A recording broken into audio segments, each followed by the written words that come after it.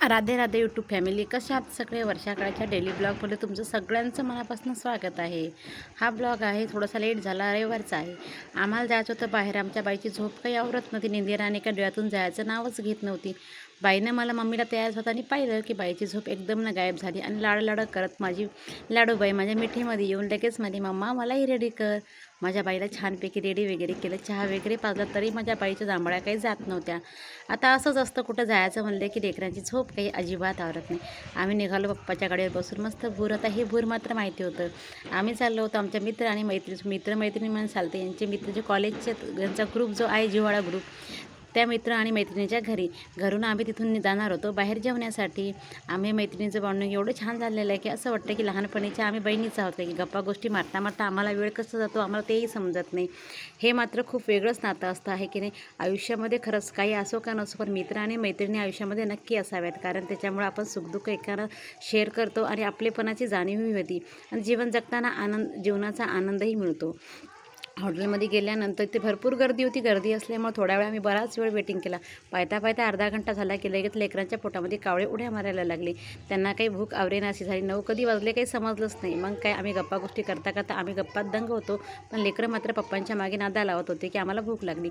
लगेच मग त्या हॉटेलमध्ये निघून दुसऱ्या हॉटेलमध्ये जेवायसाठी गेलो. इथे गेले की लेकरांची भूक झाली गायब, कारण की त्यांना होतं खेळण्यासारखं मस्त वातावरण. झुला होता, घसरगुंडी होती, त्यावर लेकरांनी मस्त खेळण्याचा आनंद घेतला. तोपर्यंत लेकरांना जेवण वगैरे येण्यापर्यंत लेकरं कधी खेळत राहिले आणि कधी जेवणाला काही समजलंच नाही. आमच्या गप्पा गोष्टीमध्ये लगेच आमचा आवाज झाला की चला आता टेबलवरही बसून घ्या, तिथे थोड्याशा गप्पा मारा.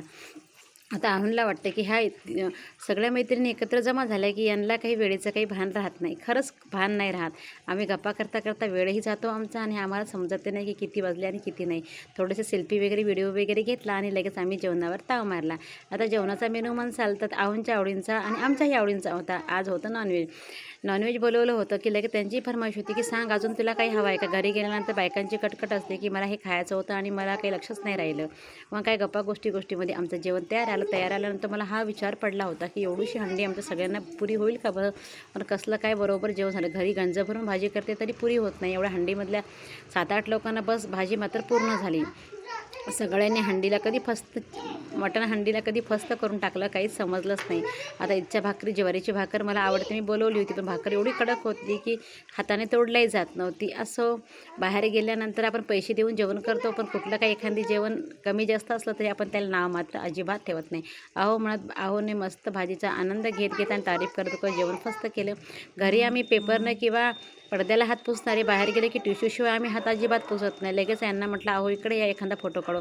आमच्या आम्हाला फोटो आणि व्हिडिओ काढणं अजिबात आवडत नाही. व्हिडिओमध्ये येणं तर अजिबातच नाही. जेवण वगैरे झाले, गप्पा गोष्टी हाय बाय केल्यानंतर लगेच घरी जाण्यासाठी सगळे निघालो होतो. 7:10 10:30 कधी झाले काही समजलं नाही. असा होता आमचा